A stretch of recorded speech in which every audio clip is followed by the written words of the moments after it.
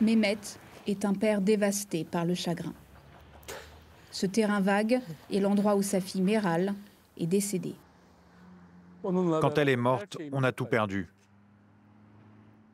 On a perdu notre maison, nos emplois et notre fille. Le 6 février dernier, quand le séisme frappe la région, Mehmet parvient à sortir seul des décombres de sa maison. La première chose qu'il fait, c'est de venir ici. Le bâtiment de 9 étages, là où vit sa fille, est en ruine. Avec des proches, il déblaye à main nue. Des décombres, ils parviennent à sortir son mari vivant. Meral est coincée à l'intérieur, leur dit-il, déjà morte. Mais impossible d'accéder à son corps sans vie. De longs mois plus tard, sa famille n'a toujours pas récupéré sa dépouille. On n'a pas vu son corps. Tous les jours, j'ai été dans les morgues. Tous les jours, j'ai regardé des centaines, des milliers de cadavres. Les secouristes qui l'ont sortie des décombres m'ont assuré qu'elle était bien morte. Mais officiellement, il n'y a rien. Personne ne fait des recherches, personne ne se renseigne, tout le monde s'en fiche. Ne pas savoir où est votre enfant, c'est un sentiment que seul un père ou une mère peut comprendre. Une fois que j'ai dit ça, je n'ai plus de mots.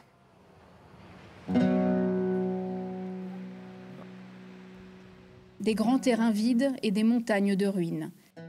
C'est tout ce qu'il reste d'Antakya.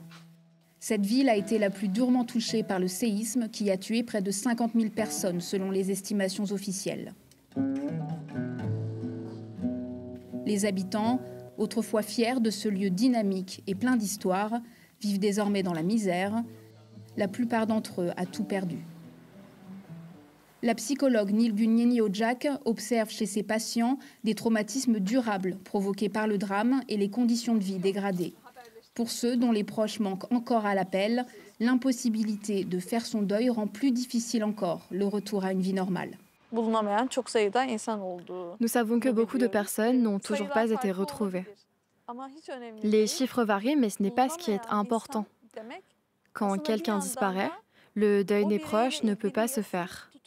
La douleur non résolue les empêche d'avancer dans leur propre vie. Ils sont dans la capacité de guérir car ils portent une peine, celle de l'espoir et du désespoir à la fois.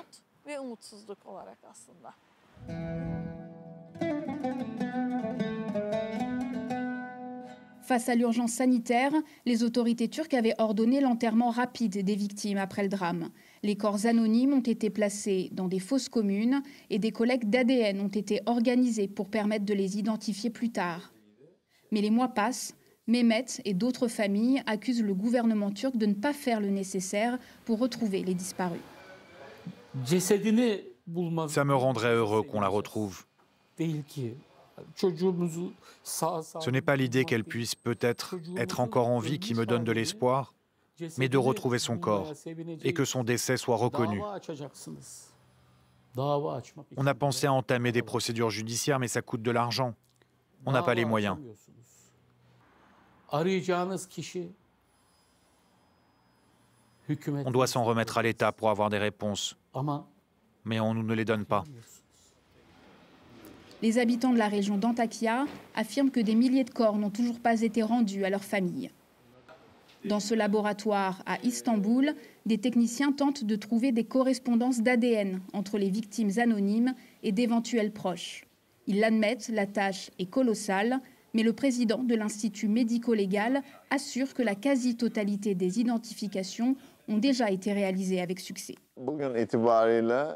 À ce jour, il ne reste que 387 corps sans échantillon ADN, selon nos chiffres. Tout porte à croire qu'il s'agit principalement d'étrangers qui vivaient dans la province d'Antakya. Mais nous espérons que ce chiffre se réduira encore dans un futur proche.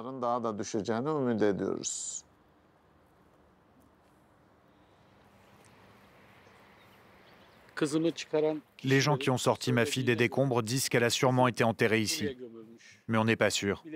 Ici ou plus loin, on ne peut pas le savoir.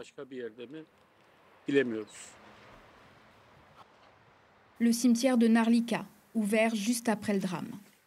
Peu d'endroits dans le monde sont comme celui-ci. Chaque tombe porte la même date de décès, 6 février 2023. Beaucoup sont encore marqués d'un simple numéro peint sur une planche en bois, Ce sont les sépultures des corps non identifiés. J'ai cherché ma fille partout. J'ai fait tout ce que j'ai pu. Et je continue. J'ai envoyé des dizaines de messages au gouverneur. Je n'ai pas eu de réponse.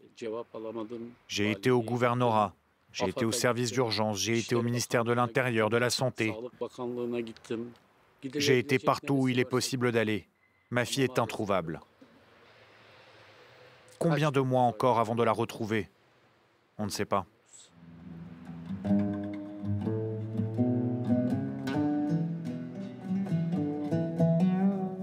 Sans confirmation officielle, Mehmet reste rongé par l'incertitude.